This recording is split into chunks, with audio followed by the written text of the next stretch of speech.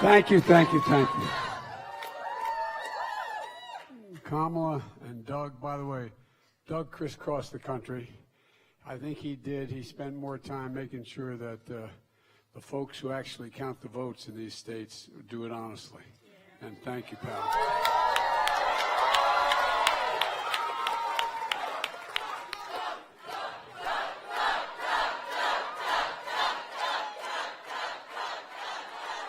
And folks, on behalf of Jill and myself, we're here for a simple reason, to say thank you from the bottom of our heart. Not a joke. We mean this. This is not a political piece.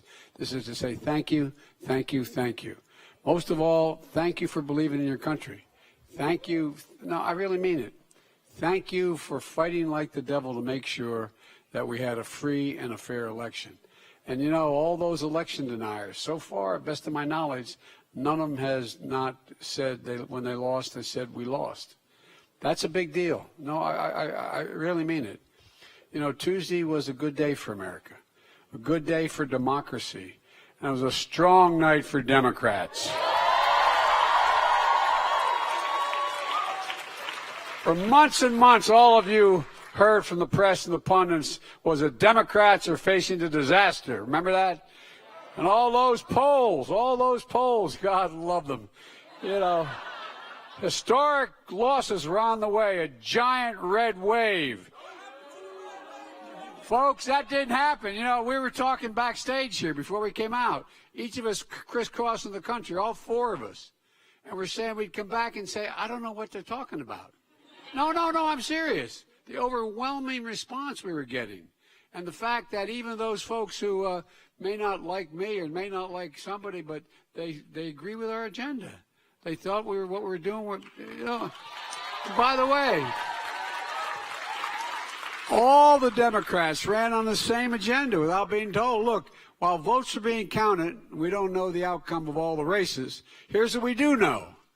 We lost fewer seats in the House of Representatives than any Democratic president's first elected midterm.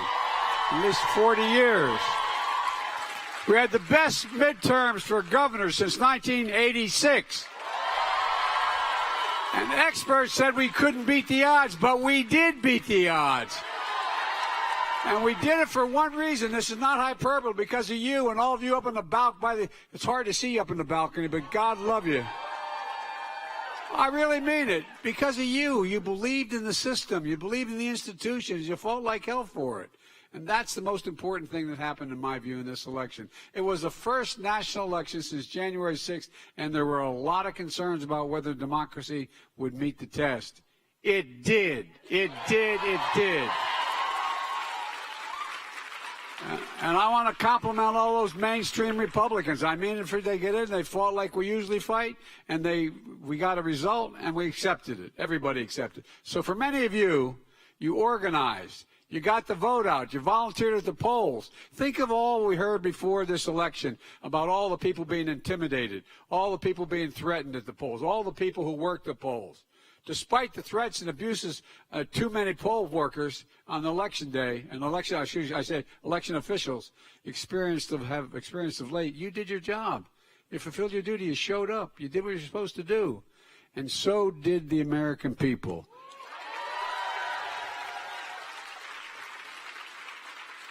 Look, the American people overwhelmingly support our agenda. Lowering prescription drug costs, making health care more affordable, rebuilding America, revitalizing American manufacturing, taking on climate crisis, and finally making big corporations pay their fair share.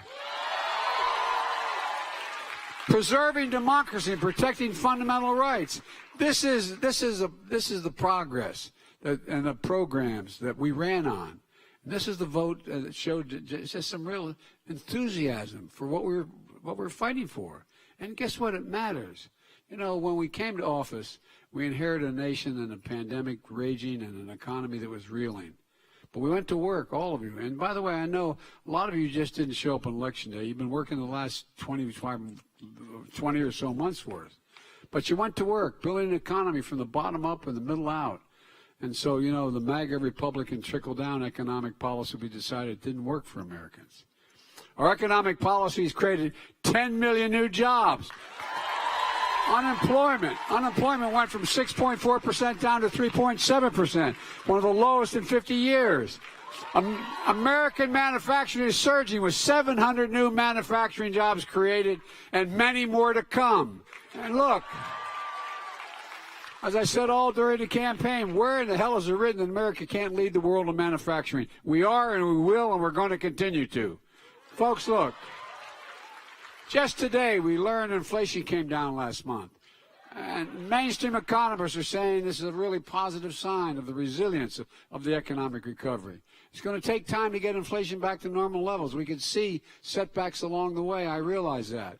But we are laser focused on it. That's why it's so critical for us to pass important legislation this year to lower those costs for families. And I know it's going to take time to implement our entire economic agenda, which we already passed, and for folks to feel it in their day-to-day lives. But I think folks are going to see it in the next few months. That's what's going to, and I think that's what they voted for. Watch what happens when people see new roads, bridges being built in their towns. They start to see the investments being made in electric rail all across America, where it's going to take significant number of vehicles off the road, reducing pollution. Watch what happens when there's affordable high-speed internet in every home in America. Watch what happens when they realize we meant what we said and the lead pipes start being pulled out of schools, daycare centers, homes, all across America. Watch what happens in January when seniors with diabetes on Medicare only have to pay $35 a month instead of $400 a month for their insulin. Watch what happens when big corporations in America start to pay their fair share. And by the way, a 15% tax, isn't that terrible? You all pay more than that.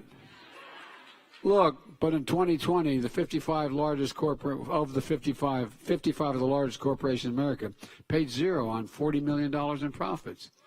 Those days are over.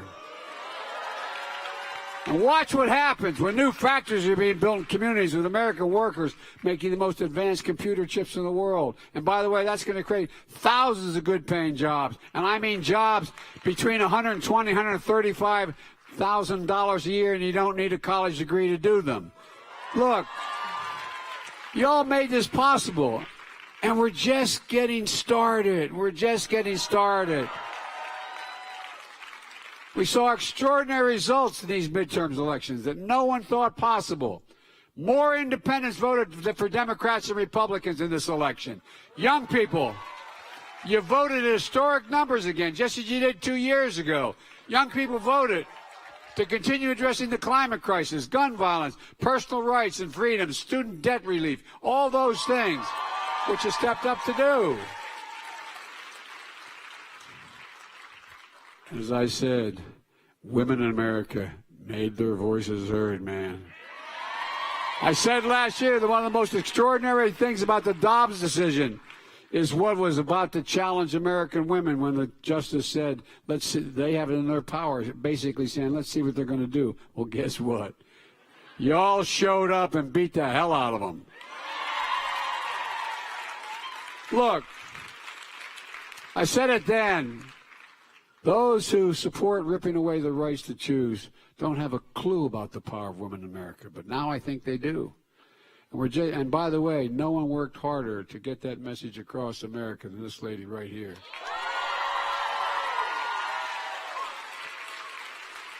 Look, I also think the American people sent a message that they want us to work together. I've always done that. I know I got criticized for it when I ran. I said I was running for 3 reasons. 1, to restore the soul of America. 2, to build this economy from the middle out and the bottom up. And thirdly, to unite the country. Regardless of what the final tally showed, I'm prepared to work with Republicans. But the American people have made it clear. They expect Republicans to work with me as well. And folks, I'll always be open to any good ideas, whether it's Democrat or Republican, to move the country forward. But I've also made it really clear that if Republicans try to repeal the power we just gave Medicare to reduce prescription drug costs, I will veto it and let it happen. If Republicans try to walk away from the historic commitment we just made to deal with the climate crisis, I will not let that happen. If Republicans try to cut Social Security and Medicare, I will not let that happen. And if they try to cut taxes for the super wealthy again, the biggest corporations like they did in the last administration, I will not let that happen either.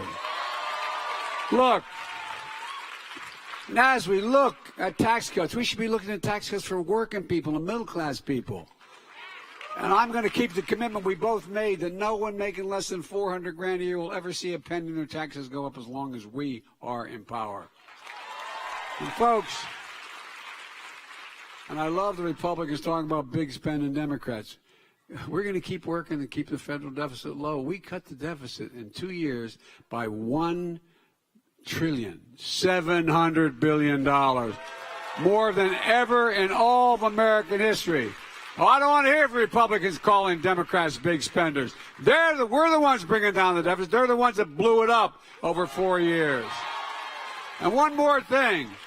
If Republicans pass, and I don't think they can do it now, a national ban to ban abortion, I will veto it. It's simple. We need to codify Roe v. Wade as the law of the land. And look, let me close with this. You've all heard me say it before, and I'll say it again. I, honest to God, have never been more optimistic about America's future than today. And I'm optimistic for a number of reasons. We're better situated than any nation in the world, to lead the world. We're better positioned than any nation in the world in terms of our economic growth and possibilities. And I'm optimistic because of the young people of this nation. You've heard me say it time and again, and I meant it.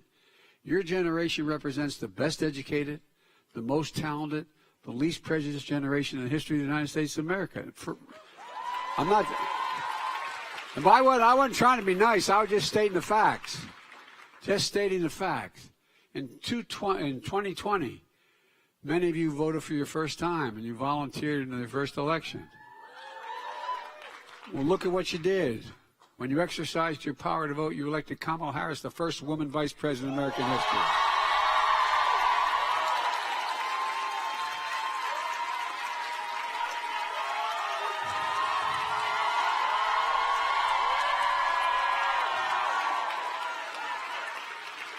And you helped me keep my commitment that I would appoint the first black woman to the Supreme Court, Justice Jackson. And guess what? She's probably the smartest person on the Supreme Court. And because of your vote this year, we're going to keep building the foundation we laid in the first 2 years. You proved once again on Tuesday that our democracy, the power in the hands of the people.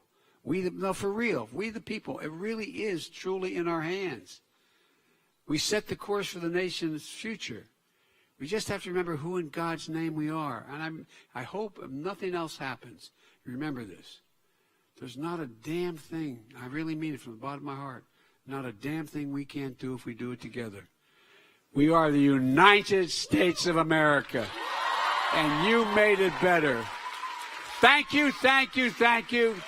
God bless you all, and may God protect our troops.